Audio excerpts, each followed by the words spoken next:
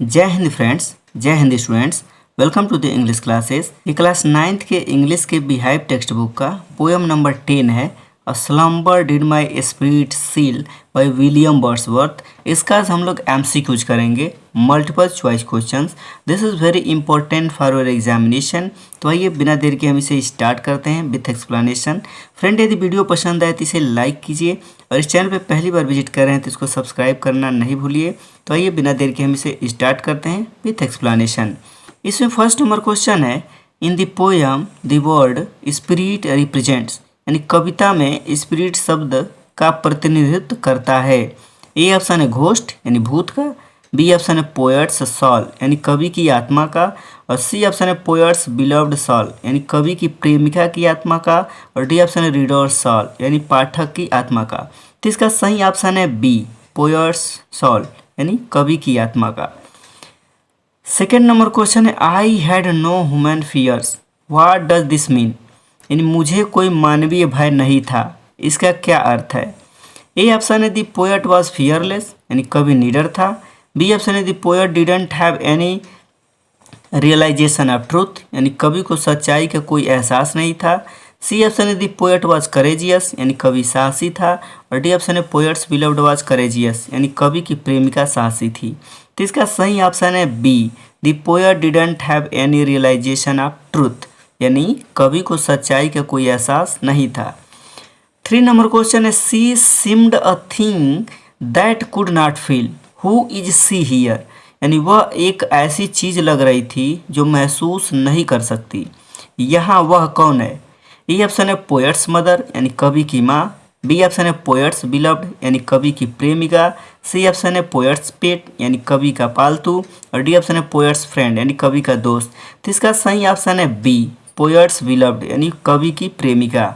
इसमें fourth number question है, in the poem a slumber did my spirit seal earthly years mean, यानी कविता में a slumber did my spirit seal में earthly years का क्या अर्थ है।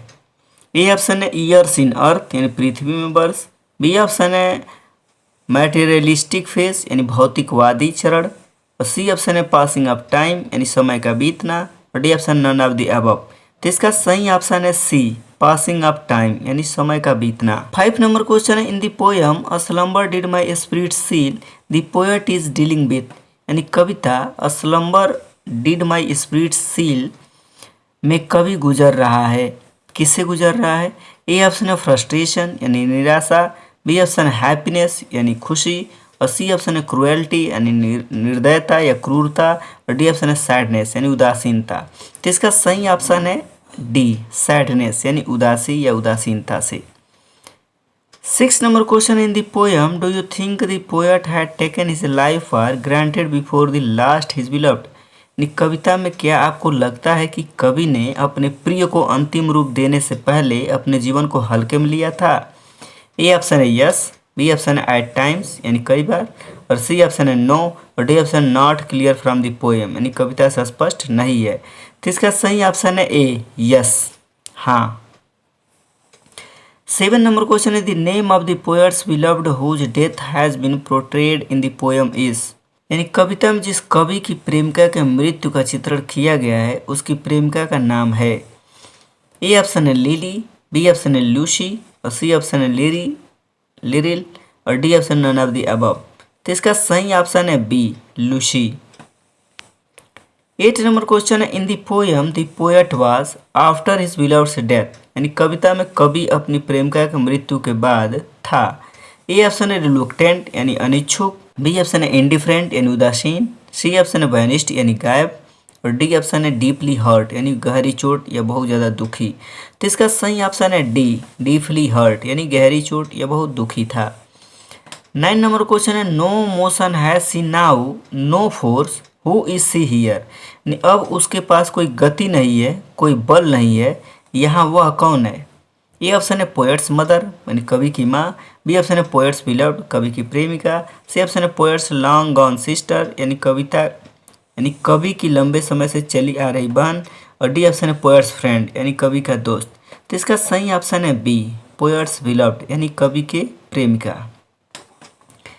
10 नंबर क्वेश्चन, नो मोशन है see now no face, what does this indicate. नहीं, अब उसके पास कोई गति नहीं है, कोई चेहरा नहीं है, यह क्या दर्शाता है। ए ऑप्शन है poet's beloved is no more, यानी कवि की प्रेमिका अब नहीं रही। बी ऑप्शन है पोएट्स बिलव्ड इज पैरालाइज्ड, यानी कवि की प्रेमिका लकवाग्रस्त हो गई। सी ऑप्शन है poet's beloved is unable to move, यानी कवि की प्रेमिका हिलने में असमर्थ है। डी ऑप्शन है poet's beloved has become immobile, यानी कवि की प्रेमिका अचल हो गई है। तो इसका सही ऑप्शन है ए, poets beloved is no more, यानी कवि की प्रेमिका अब नहीं रही। आई होप आपको वीडियो पसंद आई होगी। यदि पसंद हो तो अपने फ्रेंड सर्कल में अपने क्लासमेट के साथ इसे ज़रूर शेयर कीजिएगा। Thank you, thanks for watching.